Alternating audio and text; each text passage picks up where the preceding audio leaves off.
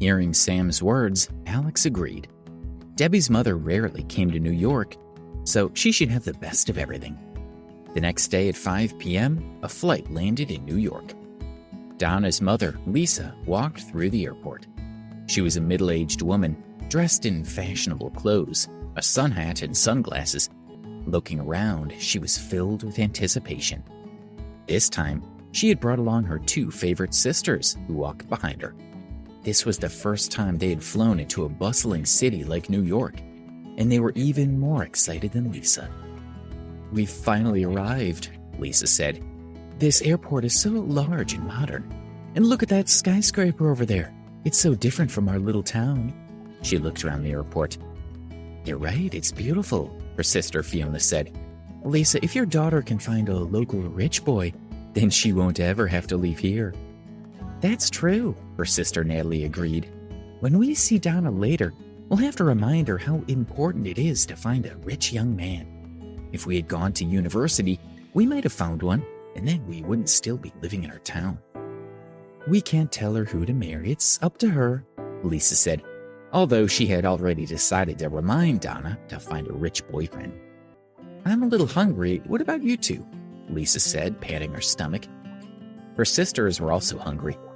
They had left their town early in the morning and then rushed straight to the airport. They had only eaten a few snacks on the plane. "Come on, let's have something to eat. I have some homemade buns," said the woman who had been following them. She smiled and opened her backpack, preparing to take out the buns. This was Debbie's mother, Carla, who was wearing a green shirt, black shorts, and a pair of old tennis shoes. Although she wasn't dressed elegantly, she still looked neat. But working outdoors for so many years had darkened her skin slightly and caused shallow wrinkles to appear on her face. "Put your backpack away, aren't you embarrassed?" Lisa asked. The previous day, she had talked on the phone with her daughter, Donna, saying that she wanted to come to New York for a couple of days and wished to visit her. She hadn't expected Donna to ask her to bring Carla, whose daughter was also attending Preston University. She'd had no choice but to bring Carla along. Of course, she knew her daughter wasn't that kind, so she had no idea why Donna had wanted to help her friend's mother. "Quick, put it away," Fiona said to Carla with a frown. "Do you want people to know that you're just a simple country woman?" Carla closed her backpack and put it back on her shoulders. She was quite confused. Was it that embarrassing to eat buns? "If you don't want to embarrass us, then walk a bit further back," Natalie said, glaring at Carla. "If we walk with you, people might laugh at us." She turned to speak to Lisa. "Can't we just leave her behind? We already gave her the money to pay for the plane ticket. She's already taken advantage of your good nature." Lisa glanced contemptuously at Carla through her sunglasses and snorted. "I'm afraid not. No matter what, her daughter is still a friend of my daughter's. Let her tag along. We'll just ignore her once we get to where we're going." Lisa and her sisters walked on ahead, chatting together.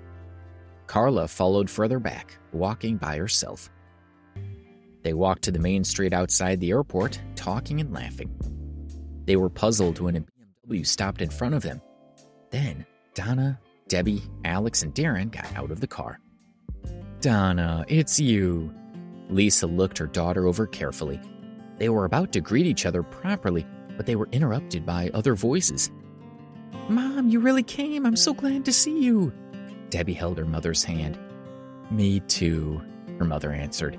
"It's been 2 years, and this is the first time I've come to visit you. I feel so guilty. My beautiful daughter, let me have a good look at you. You're looking well." Debbie and Carla spoke as if no one else was present. But then they noticed everyone staring at them and immediately stopped talking. "Sorry for disturbing you," Carla said awkwardly to Lisa. "Do you think this is all about your family?" Lisa glared at her. "Do you have to be so loud?"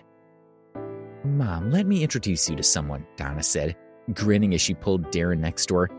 "This is Darren, my boyfriend." "Oh." Lisa was stunned for a moment as she took a closer look at Darren. He was handsome and seemed to come from a good family. He made a good first impression. "Nice to meet you," Darren said, smiling. She had planned to remind her daughter to find a rich boyfriend, But Donna had already found one. And even better, he was also young and fit, so he was worthy of being with Donna. "Who is this young man?" Lisa asked when she saw Alex. "Oh, him? He's Debbie's boyfriend, Alex," Donna said before Alex could answer. As usual, her expression was one of ridicule. Carla couldn't help but look at Alex. "Debbie's family is poor, but they're still from her hometown," Donna explained. "That's why I asked you to bring her mother with you. Alex's situation is similar to Debbie's, and he doesn't have much money, so I asked Darren to bring them here." "Is that so?" Lisa relaxed when she heard her daughter say that Alex's situation was the same as Debbie's. "Debbie, let me give you some advice," Lisa said earnestly. "You know your family's situation. You're going to university to learn and get a good job, not to find a partner. You're not like my Donna, who could leave university and my family could still find work for her. But you need to keep your feet on the ground and not try reaching for the stars." "It's the same for you, Carla," Lisa continued. "Debbie is young, but you're old enough to know better. If you continue as you are, then your family is destined to be poor forever." Alex couldn't bear to listen any longer. "I can't let this go," he thought. "Even though it's not my family, I still have to say something. I can't let her mock Debbie and her mother like that." Just as he was about to speak, Debbie stopped him and shook her head. "Watch your temper, young man," Lisa said to him. "I was only telling the truth, and I said it for their own good. So what are you unhappy about?" Lisa was rich in her town, and no one dared to talk back to her. Even if her words were a little harsh, she's older than you, so have some respect. She shook her head and muttered, "College students." "Debbie, keep an eye on your boyfriend," Natalie said, squinting at Alex, "and see what kind of man he is. If he doesn't learn to behave properly, then get yourself a new boyfriend."